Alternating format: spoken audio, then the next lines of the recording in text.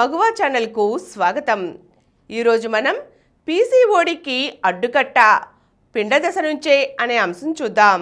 Teenage మొదలు పెళ్ళేడు వయసు దాకా యువతులందరూ ఎదుర్కొంటున్న సమస్య పీసీఓడి. ఇది అంతర్గత ఆరోగ్యాన్ని హరిస్తూ అనేక రకాలైన దీర్ఘకాల ఆరోగ్య సమస్యలకు దారితీస్తోంది.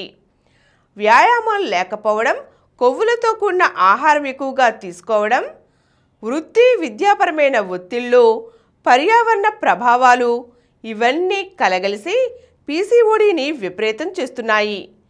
గతంలో ఈ సమస్య 5% ఉంటే ఇప్పుడు 20-30% అమ్మాయిలలో ఈ సమస్య ఉంటుంది.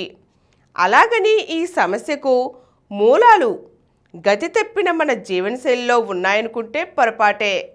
గర్భంలో పిండదశలో ఉన్నప్పుడు మొదలు పుట్టిన తర్వాత పెరిగే క్రమంలో జరిగే పొరపాట్లు, అలవాట్లతో కూడా పీసీఓడి మూలాలు దాగి ఉంటాయి. గర్భిణులు తనతో పాటు గర్భంలో పెరిగే బిడ్డతో కలిపి ఇద్దరికీ సరిపడా ఆహారం తినాలనే నమ్మకం సర్వత్రా స్థిరపడిపోయింది. దాంతో గర్భిణులు నచ్చిన ఆహార పదార్థాలను పరిమితం లేకుండా భుజిస్తూ ఉంటారు. అవి తీపి పదార్థాలు కావచ్చు, జంక్ ఫుడ్ కావచ్చు, నూనెలో వేయించిన పదార్థాలు కావచ్చు. కానీ నిజానికి ఇలాంటి ఆహార స్వేచ్ఛ వల్ల గర్భిణితో పాటు కడుపులో పెరిగే బిడ్డ బరువు పెరిగిపోతారు. ఫలితంగా పుట్టబోయే ఆడపిల్ల భవిష్యత్తులో పీసీఓడి బారిన పడే అవకాశాలు పెరుగుతాయి. 4 కిలోల బరువుతో బిడ్డ పుడితే తల్లులు పొంగిపోతూ ఉంటారు. కానీ పుట్టినప్పుడు 4 కిలోల మేరకు బరువున్న పిల్లల్లో భవిష్యత్తులో పీసీఓడితో పాటు మధుమేహం, అధిక రక్తపోటు మొదలైన జీవనశైలి సంబంధిత రుగ్మతలు వచ్చే అవకాశాలు ఎక్కువ. ఇలా జరగకుండా ఉండాలంటే గర్భిణులు సమతుల ఆహారం తీసుకోవాలి. కొవ్వు పదార్థాలకు, చక్కెరకు, జంక్ ఫుడ్కు చెక్ పెట్టవలసిందే. పిల్లలు తీపికి త్వరగా ఆకర్షితులవుతారు. తల్లి దగ్గర పాలు తగ్గిపోయినప్పుడు పోతపాలు పట్టిస్తూ ఉంటాం. ఆ పాలను తాగడానికి బిడ్డ అయిష్టత ప్రదర్శించినప్పుడు వాటిలో కాస్త చక్కెర కలిపి పట్టించేస్తాం. ఇలా పసి వయసులోనే చక్కెర రుచిని అలవాటు చేయడం సరికాదు. పిల్లలకు చాక్లెట్లు, కేకులు, శీతల పానీయాలను అలవాటు చేయకూడదు. తీపి కోసం పండ్లు తినవచ్చు. పండ్ల రసాలకు బదులుగా కొబ్బరి నీళ్లు అలవాటు చేయాలి. పండ్ల రసాలకు బదులుగా నేరుగా పండ్లు తింటే మరింత మంచిది. అధిక బరువు పీసీఓడిలకు అవినాభావ సంబంధం ఉంటుంది. పీసీఓడి మూలంగా బరువు పెరిగిపోవడం, అధిక బరువు మూలంగా పీసీఓడి బారిన పడడం సర్వసాధారణం. కాబట్టి బరువును అదుపులో పెట్టుకోవడంతో పాటుగా పెరిగిన బరువును ఆరోగ్యకరమైన అలవాట్లతో తగ్గించుకోగలిగితే పీసీఓడి ముప్పు నుంచి తప్పించుకోవచ్చు. పీసీఓడి సమస్యను ప్రారంభంలో గుర్తించడం కోసం మొదటి నెలసరి కనిపించినప్పటి నుండి ఆడపిల్లల ఆరోగ్యం మీద ఒక కన్నేసి ఉంచాలి. మొదటి 3 ఏళ్ల వరకు నెలసరి అస్తవ్యస్తంగా ఉండడం సహజమే. ఆ తర్వాత కూడా ఇదే పరిస్థితి కొనసాగినా, శరీరం మీద వెంట్రుకలు ఎక్కువగా పెరుగుతున్నా, మొటిమలు ఎక్కువగా వేధిస్తున్నా పరిస్థితిని తీవ్రంగా పరిగణించాలి.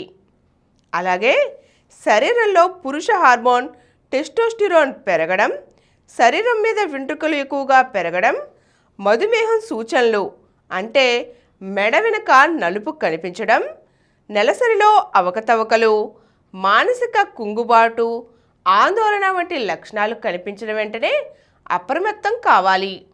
ఆరోగ్యకరమైన జీవనశైలిని అనుసరించడమే పీసీఓడికి ప్రధాన చికిత్స. ఈ మార్పులు లేని పీసీఓడి చికిత్స ఫలితాన్ని ఇవ్వదు. కాబట్టి ఆరోగ్యకరమైన ఆహారం తీసుకోవడం, రోజుకు కనీసం గంట పాటు వ్యాయామం చేయటం, జంక్ ఫుడ్ మానివేయడం తప్పనిసరి. ఒకవేళ పీసీఓడి వల్ల శరీరంలో టెస్టోస్టిరాన్ విపరీతంగా పెరిగిపోయినా, శరీరం మీద వెంట్రుకలు ఎక్కువగా పెరుగుతున్నా, పీసీఓడి గర్భధారణకు అడ్డంకిగా మారేంత తీవ్రదశకు చేరుకున్నా అదనంగా మందులు వాడుకోవలసి ఉంటుంది. నెలసరి వస్తోంది కాబట్టి పీసీఓడిని పెద్దగా పట్టించుకోవాల్సిన అవసరం లేదు అనే భావనతో ఉండిపోయే వాళ్ళు ఉన్నారు. కానీ ఈ సమస్యతో గర్భం దాల్చినప్పుడు మధుమేహం, అధిక రక్తపోటు సమస్యలు తలెత్తుతాయి. వీటితో గర్భాన్ని కొనసాగించడం ఇబ్బందికరంగా మారుతుంది. నెలసరి అవకతవకలను దీర్ఘకాలం పాటు నిర్లక్ష్యం చేయడం వల్ల ఆ ప్రభావం గుండె మీద పడుతుంది. శరీరంలో ఇన్ఫ్లమేషన్ నిరంతరంగా కొనసాగుతూ ఉంటుంది. ఈ పరిస్థితి అంతర్గత అవయవాలన్నిటికీ హానికారకమే. ఈరోజు మనం పీసీఓడికి అడ్డుకట్ట, పిండదశ నుండే ఎలా వేయాలో తెలుసుకున్నాం కదండి. మరిన్ని అంశాలతో మళ్ళీ కలుద్దాం. ఈ కార్యక్రమం మీకు ఎంతో నచ్చింది కదా. ఇటువంటి మరిన్ని వీడియోల కోసం అనతి కాలంలోనే 20 కోట్లకు పైగా వ్యూస్ సాధించిన సమరం ఛానల్ సమర్పించు సమరం మగువ ఛానల్కు సబ్స్క్రైబ్ చేయండి, లైక్ చేయండి, మీ ఫ్రెండ్స్కి షేర్ చేయండి. అలాగే ప్రక్కనున్న గంట సింబల్ని ప్రెస్ చేయడం మర్చిపోకండి.